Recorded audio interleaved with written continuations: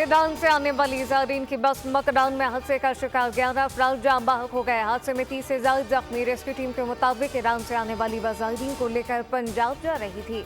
हादसा brake fail होने के बाइस पेश आया। ज़ायरीन का ताल्लुक लाहौर और गुजरावाला से है। वज़ीर आला पंजाब मरियम नवाज का हादसे पर दुख का इजहार। जख्मियों की जल्द सेहतयाबी के लिए दुआ।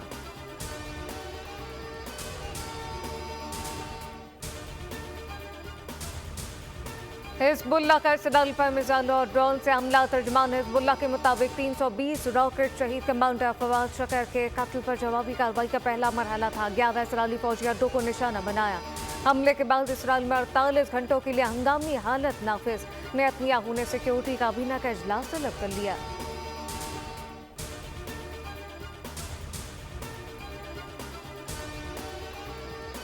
मानसून सिस्टम आज से मुल्क में दाखिल होने का इम्कान। महकमा मौसमियात के मुताबिक कल से बादल बरसेंगे, धुआंधार बारिश होगी। कराची में बारिश का सिलसिला 29 अगस्त तक जारी रहेगा।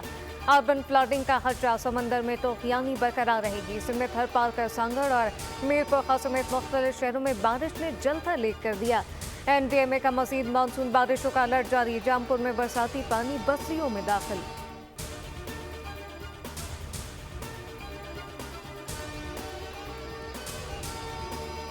मौलाना फजलुर रहमान को मनाने के लिए सदर आसिफ अली जरदारी मुतहरिक साबिक इत्तेहादी को राम करने के लिए सदर मौलाना के घर पहुंच गए। सरबराह GOI को डिनर की दावत।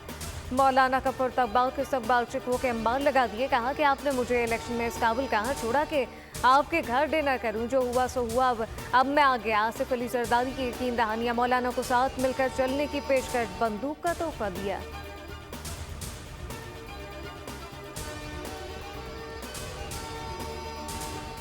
और सिंध में डेंगू के बढ़ते केसेस में रवा साल 135% इजाफा। अब तक डेंगू बुखार के 1167 केस रिपोर्ट। 1022 केसेस का ताल्लुक कराची से है। 83 डेंगू केसेस हैदराबाद, 34 मीरपुर खास और 12 केसेस सक्खर से रिपोर्ट हुए।